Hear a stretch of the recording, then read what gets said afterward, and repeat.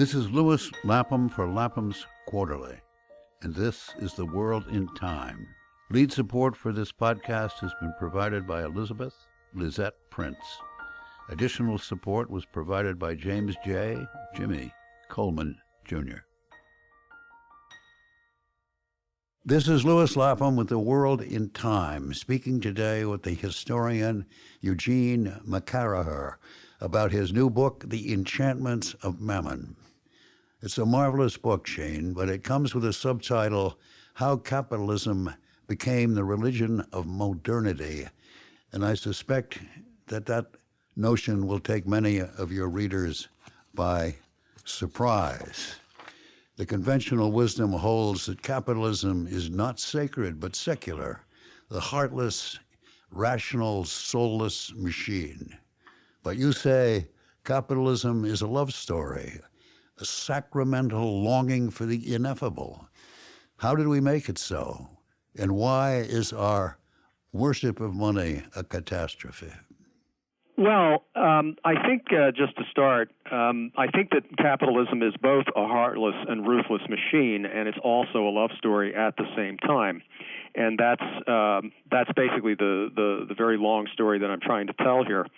The conventional wisdom that we've inherited from thinkers such as Max Weber and Karl Marx has been dubbed the disenchantment of the world. This is a phrase that Weber uses in The Protestant Ethic and the Spirit of Capitalism and in several of his other essays. It's a phrase that he borrows from Friedrich Schiller. And what the disenchantment of the world has tended to mean is that we no longer believe in the existence of magical or divine or any kind of sacramental forces. We try to explain the world in terms of purely terrestrial forces, whether they be natural or historical. Weber outlined how he thought this happened in the Protestant Ethic. He thought that this was an effective Calvinist theology. Marx, of course, famously in the Communist Manifesto, argues that capitalism, because it is so, as you say, heartless and ruthless, as in his words, drowns all heavenly ecstasies in the icy waters of egotistical calculation.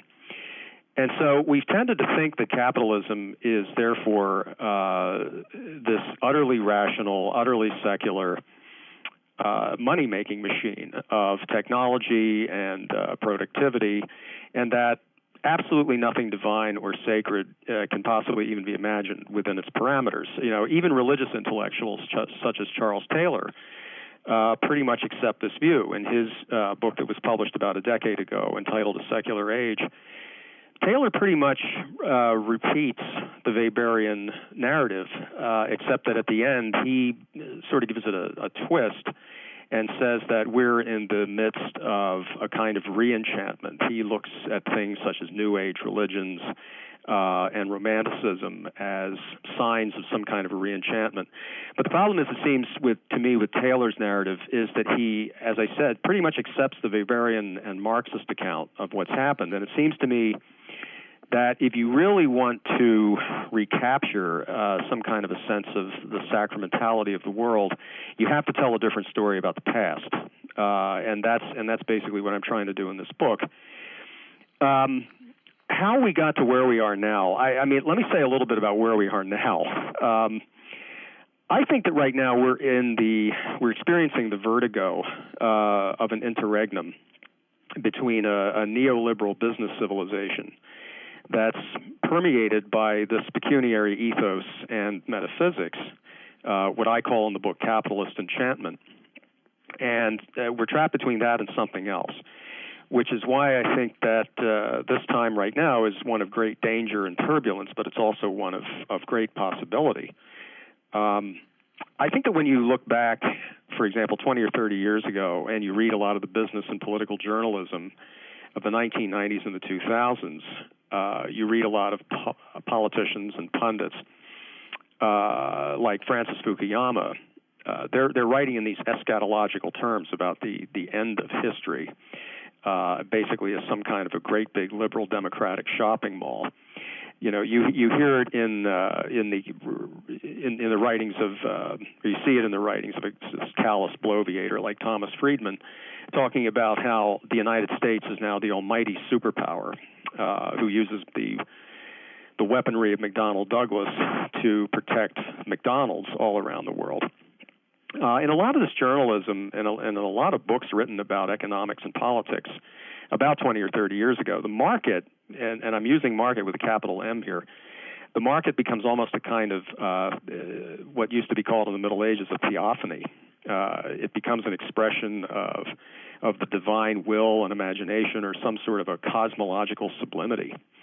Entrepreneurs and technological innovators and these people called disruptors, they begin to constitute a kind of communion of saints and a kind of pantheon of demigods. Yeah, one market under God is the Thomas Frank's phrase, right? Yeah, and he captured the spirit of the time perfectly. That's definitely a great book to read on this. It's a civilization in which economists come into their own as a kind of clerisy for this mercenary civilization. And so you also at the same time have this techno-financial plutocracy that considers itself sort of the hippest imperium in history. We make gods and heroes out of the Silicon Valley mining engineers and the New York hedge fund engineers. Yeah, think back to when Steve Jobs died. I think this was. I remember. I can't remember when. Yeah. But the reverential quality of so much popular mourning was really striking to me. Say what you will about Steve Jobs' technological creativity. God, isn't this over the top? Well, I mean, it's the same kind of holy orders that is presented to Warren Buffett. Exactly. The saintly avuncular man of our time. Yeah. And this kind of neoliberal moral and metaphysical consensus was echoed among evangelical Protestants, which really, when you look at the history of evangelical Protestantism, shouldn't shock anybody.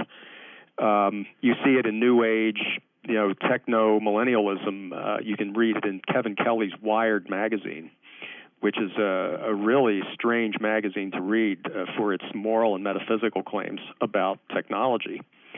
Well, it was also in the writing of, I was the editor of Harper's Magazine and published some of the essays of George Gilder, the great light in the darkness of the Reagan administration, right? Well, I don't remember the title of one of his books, but he compares the microchip in one of his volumes to he compares it to the Eucharist. Yeah, I know. Which right. is just insane on one level, but it's par for the course if you have an enchanted capitalist metaphysic or ethic. But even after 2008, when dissatisfaction with this neoliberal order or neoliberal enchantment has spread so widely and so virulently, capital is more firmly entrenched than ever. And I think we really have yet to really break the spell of pecuniary ethics and metaphysics. No, I don't think so. Go ahead. No, I think that you're right. I think most Americans still believe that money is God. And this is a long time in coming.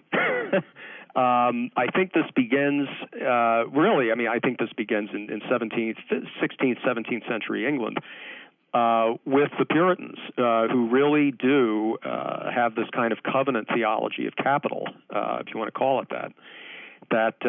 That money is a sign. Well, money and wealth are signs of God's benediction upon the elect, and also, and this I think is also crucial, that it's possible to build what the Puritans thought of as a beloved community on capitalist property relations. This is a belief that you see throughout American history, beginning with the Puritans and I think all the way up to the 21st century. The Puritan, what I call the Puritan errand into the marketplace, is an example of this. That's kind of a riff on Perry Miller's errand into the wilderness.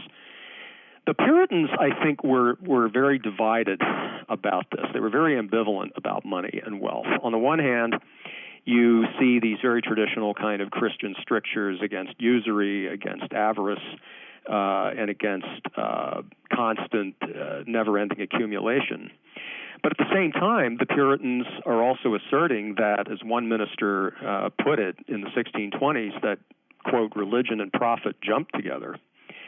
And this kind of ambivalence is epitomized in somebody like this one Puritan merchant named Robert Kane, who was brought before the Massachusetts magistrates in the 1630s for charging too much for goods. He was also suspected of being something of a usurer.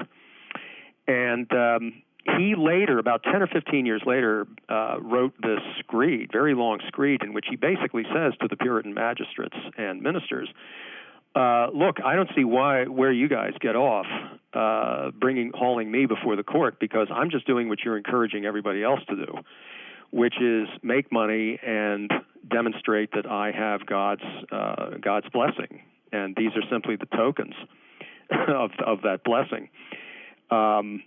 So I think the Puritans were deeply divided about this, but over time, especially as the Puritans became more successful, as they became much more enmeshed in the whole transatlantic commercial nexus with Britain, this ambivalence really kind of atrophies, and they become much more comfortable with money making. They do try to tell themselves that they're not really that avaricious. I mean, this is the origin, I think, of what's been called the Jeremiad tradition. You know, the idea that this is a sermon form that Puritans would often use. First, you talk about the vision of a city on a hill where, you know, as John Winthrop lays it out in the Arbella, you know, this is going to be a beloved community. It's going to be a paternalist and hierarchical community. You're going to have rich and poor, but it's still going to be a beloved community. We're going to take care of each other. And then the second part of the Jeremiad is called the declension.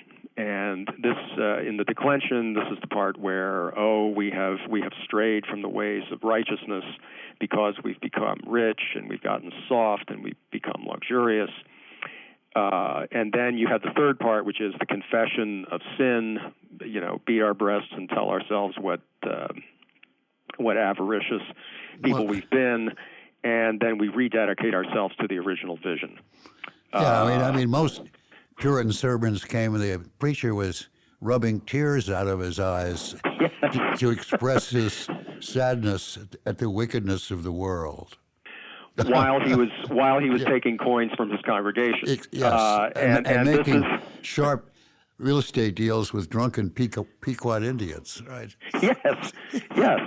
This to me is, I think, the fundamental problem with the whole Jeremiad. I mean, the Jeremiad as a form, as a cultural form, has persisted throughout American history.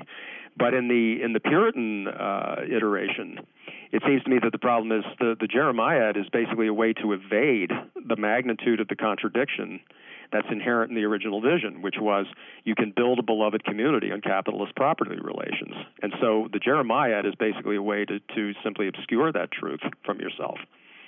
So the next big phase of capitalist enchantment in America, at least, is the evangelical dispensation, the antebellum evangelical dispensation, where you really get a much more robust and unambivalent sense that God has created a cosmology in which money is a token of virtue, in which competitive relations are very compatible with beloved community.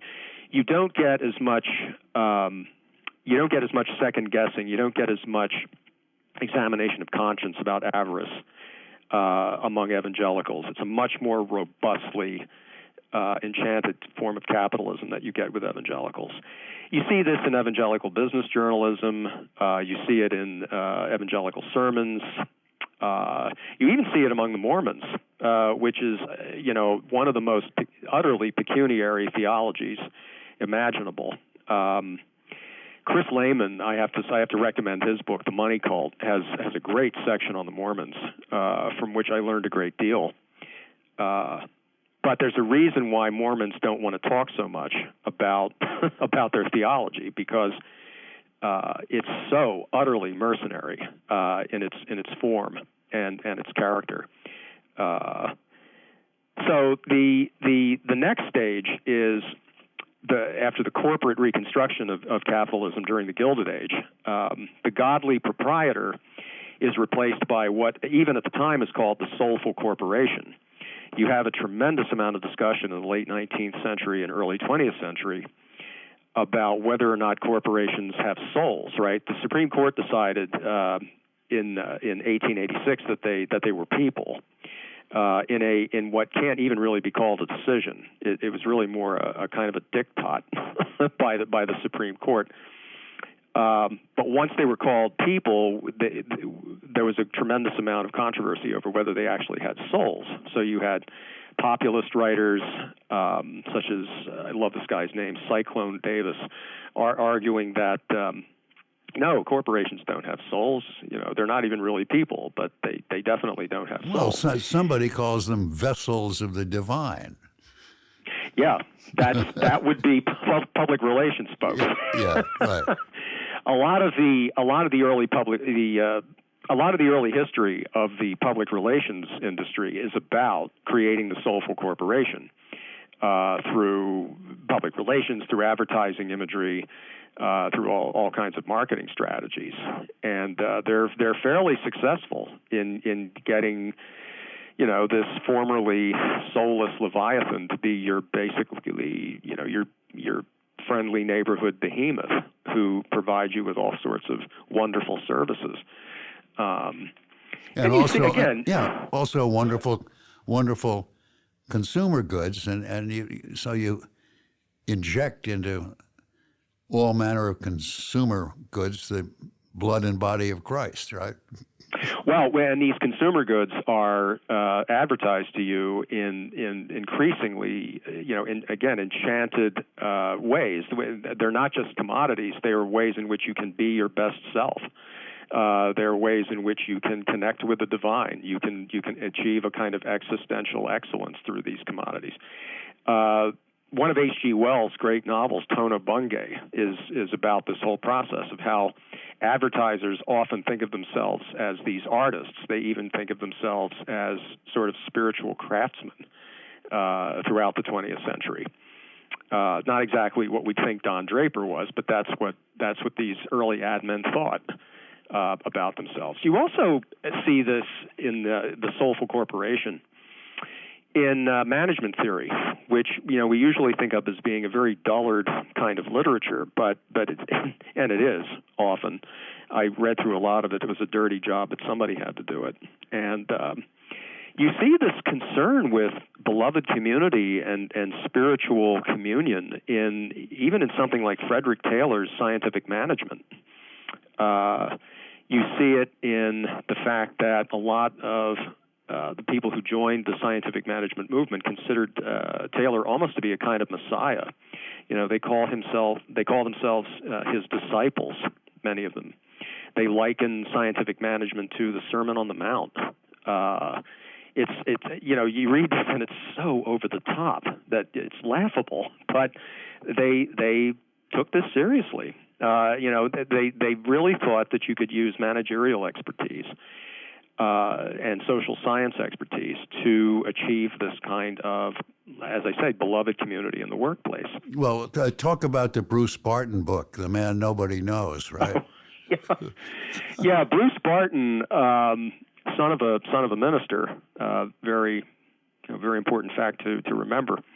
The man nobody knows. He sees Jesus as the. He's an advertising guy. He's an advertising guy, right?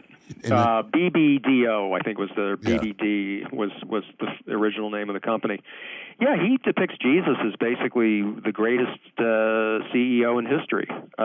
He took 12 basically rootless guys, and my God, created the greatest organization in history, the Christian Church. He depicts Jesus in the temple as basically being, quote, about his Father's business, and he means business. Bruce Barton's "The Man Nobody Knows" is a very revelatory text about what's going on, not just with consumer culture, but with this notion that corporate society can itself have a soul, that there really is that there really is no contradiction between pecuniary accumulation and Christian values, the Christian ethos. And this persists even into the Fordist era, or the machine age, in the 1920s and 30s, where you have the corporate intelligentsia trying to construct what I call a heavenly city of Fordism. You have guys like Henry Ford even writing that the machine is now a new kind of Messiah, and that the sort of moral and spiritual guidance that was once provided by religion will now have to be provided by business. Ford explicitly says this, as does probably the greatest advertising theorist of the age, Ernest Elmo Calkins, says much the same thing in Business the Civilizer, a book that he published in 1928. He very explicitly says that business is going to inherit the job that was once done by government and religion. Well, I mean, flat out says it. But also, I mean, Henry Adams says almost the same thing, looking at the dynamo and the Paris Exposition, right? Yes, yeah. That when Henry Adams writes about that, he's very, very fearful about what's coming. The dynamo is basically going to take over the spiritual and moral place that was once attributed to Christ and the Virgin and St. Francis, for that matter.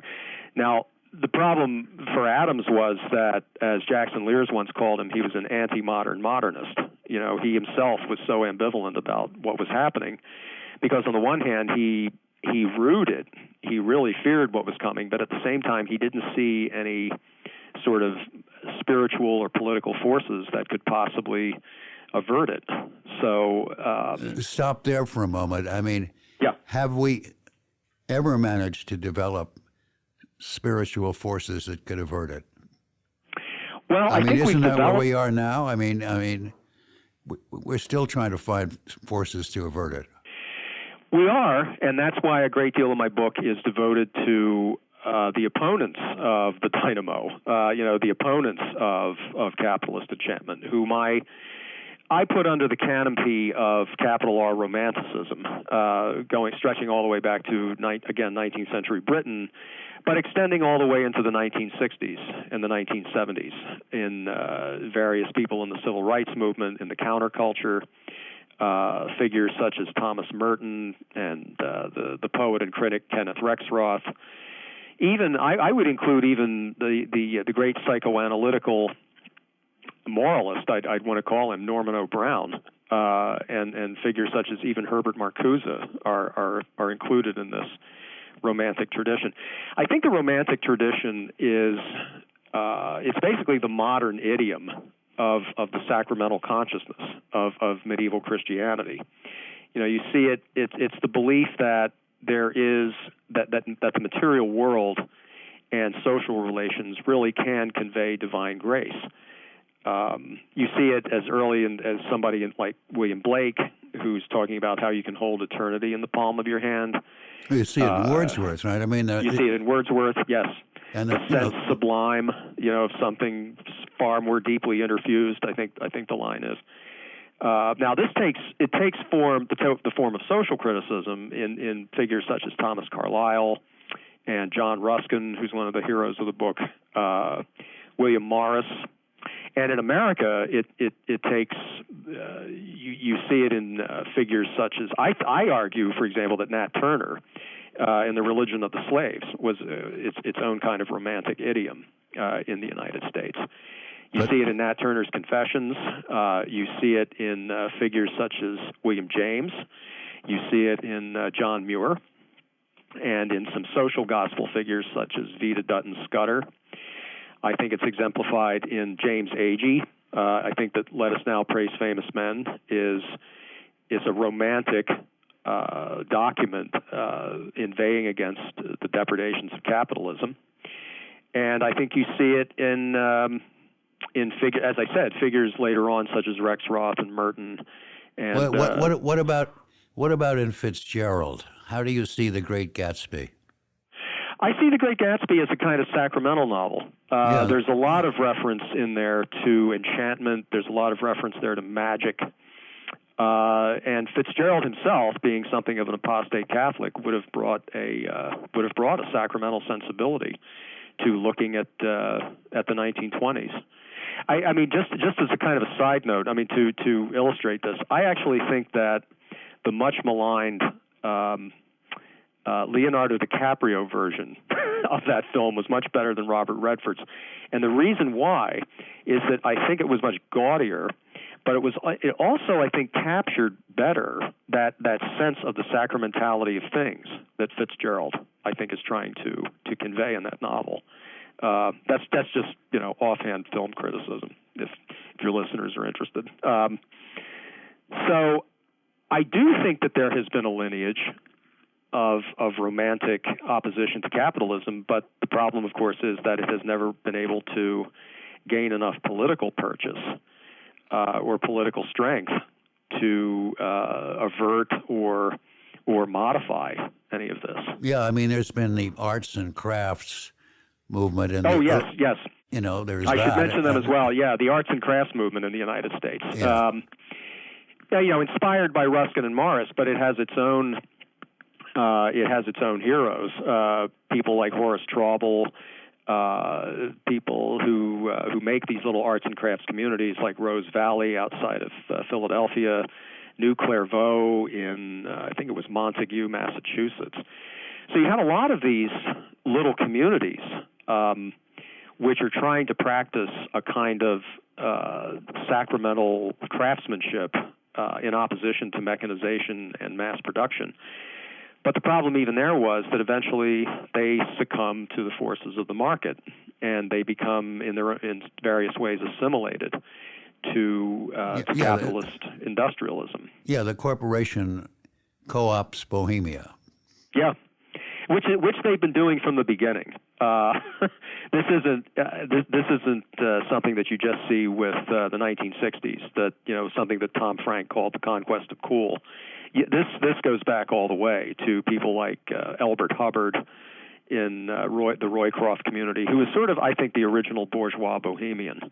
He walked around in these fancy hats and cloaks and basically tried to pass himself off as just like any other Greenwich Village bohemian, but he had a very, very sharp commercial sense. So I think what you could call the co-optation or the incorporation of Bohemia has been going on since the late 19th century, which is why I'm always a bit suspicious of Bohemian claims to be anti-capitalist. All right, well, take us up to middle of the century, the triumph of American capitalism as the moral wonder of the world, as pronounced by Henry Luce in the American Century in 1941. Right. Well, Henry Luce's American Century is, I think, a kind of epistle to the Americans. It's a very deeply Presbyterian document, right? Luce's parents were both Presbyterian missionaries, and that inflects everything in that essay. Yeah, this is where Luce essentially announces that the United States is going to be the superpower for the rest of the century, and that our way of life is going to basically be imposed upon the rest of the world, either gently or through force. And Luce very clearly believes that this is the culmination of a kind of providential destiny. To read that is not simply, I think, to read a diplomatic or political document. The American Century is a religious document, I think, fundamentally. Well, it also and it gets picked up. I mean, it also gets picked up by Fortune magazine. Yes, the magazine that he created. And so 10 years later, when you get a kind of a looking back by the editors of Fortune in 1951, they call it USA, the Permanent Revolution. You still get these references to capitalism being about, not really about material stuff, but about the spirit about spiritual matters. Yeah. And the reason that we have to spread American capitalist civilization, and the reason that we have to fight, of course, godless communism, is that the American century, the American spirit, is in fact a spiritual mission.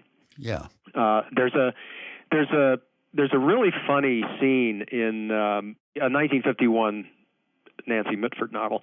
There's an American sitting at a dinner table, and he's talking about every Coca-Cola bottle has a gene or a spirit inside of it, right?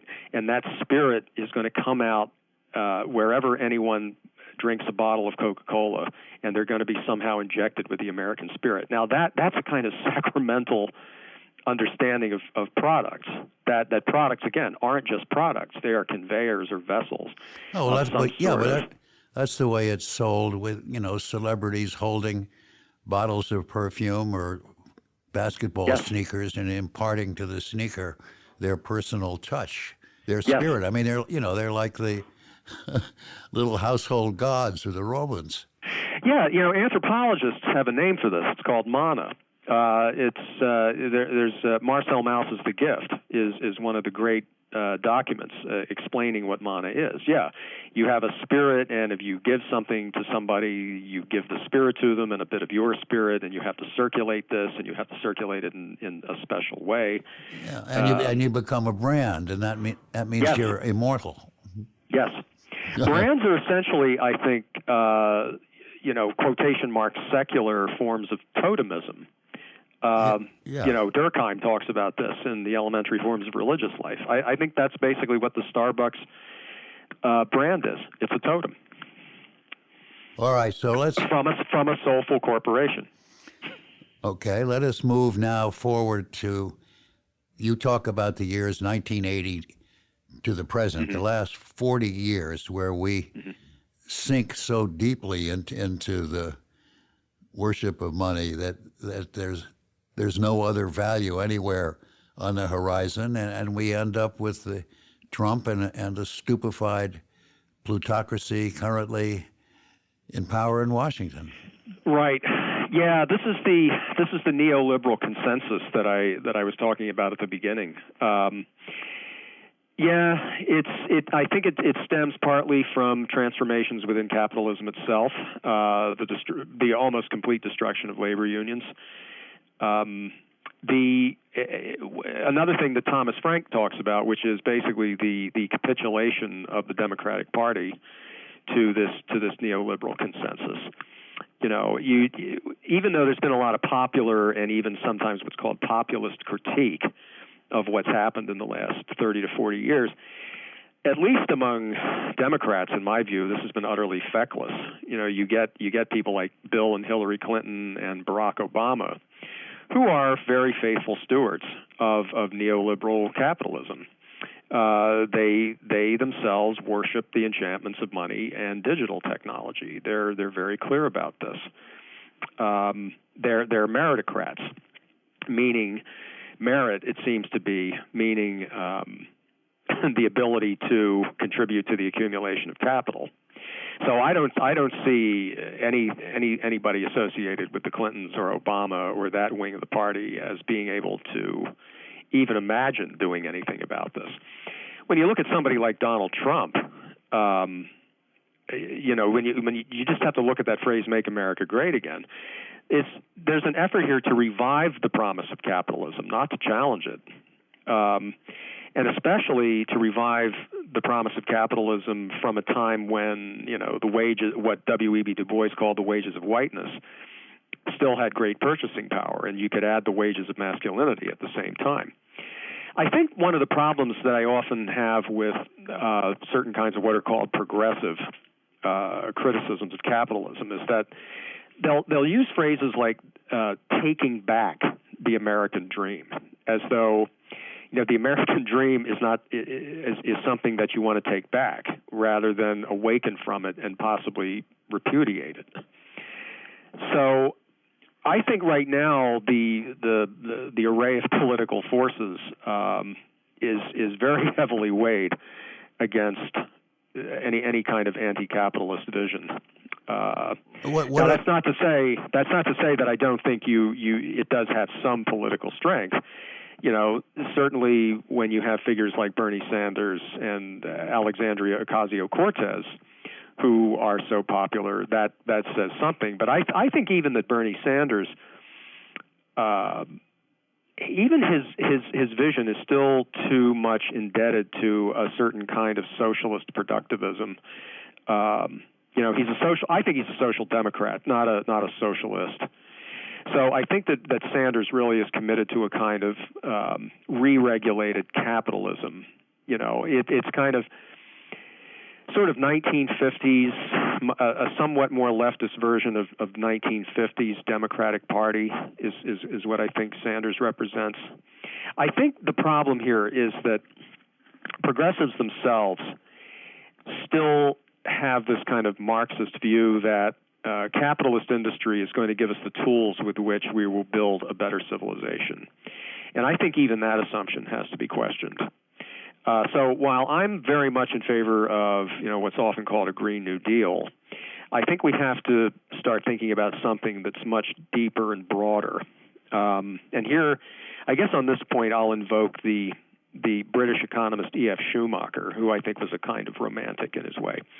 Now, Schumacher is often dismissed as a kind of guru of the granola and Birkenstock set, and I think that's very unfair to him, because he was an economist who challenged some of the fundamental principles of his own discipline, and I think he definitely needs to be reread at a time like this. When you have people like David Graeber, writing in the New York Review of Books about how utterly worthless a lot of economics really is, I think Schumacher would bear rereading. And what he's talking about in many ways is not just economic justice, but also what he calls metaphysical reconstruction. I think people on the left have to start asking themselves very fundamental questions again about what is the world, what is our place in it. These are, I think, what could be called pre-political questions, but they have very, very profound political implications in how you answer them. Don't you take a little hope in those kind of questions being asked, because those are the kind of questions that are being raised by people concerned about climate change? Yes. I mean, the re-enchantment of nature, mm-hmm. and asking what is our place in the world are the questions that are coming out of the climate change concern. Yeah, which is why I think that these kinds of ecological concerns are going to be in a sense, the way in which we do start getting the left to ask these questions. Yeah. And not just ecological concerns in the sense of how do we consume less, which is, I think, what often gets reduced, how these questions get reduced. But how do we produce? What kind of a life do we want? What kind of a common life do we envision? How do we think about human flourishing in its broadest possible way? Yeah, I do think that the ecological movement holds the key to our re-asking these questions. I don't think it's just going to be a reliance on socialist or traditional socialist or social democratic discourse. It's going to have to, in some ways, come from the ecological movement. And as far as religious institutions themselves are concerned, I mean, look, I say this as a Christian. I wouldn't expect too much from these people. I think that most denominational religion in this country has been bought and paid for. I don't think you're going to get much prophetic resistance from those quarters. No. I mean, that's Martin Luther's objection to the papacy, right? Right. Oh. Yeah, I mean, they're just too much a part of the established order. They're not going to raise any questions about that. No, I don't think so. Well, listen, I think this is a wonderful book, Gene. I really do, and I hope that people listening to this broadcast will read it and take it to heart, because it's as clear an explanation as I've read as why and how we have gotten to where we are today. So thank you very much, Gene. Well, thank you, and I hope so. Okay, all right. Okay, well, thanks. I got to ask you. You got to go read my own book, Money in Class. Have you ever read that? Yes, I have. Yeah, well, Yes, I have. There it is. That's what I'm talking about. The worship of Mammon. I mean, that's what Man, I don't know how we're going to break the spell, but we got to do it. Yeah. It's going to kill us all. No, it will. No. It will. I mean, that's what capitalism. That's its métier. Oh my God. Yeah. Yeah.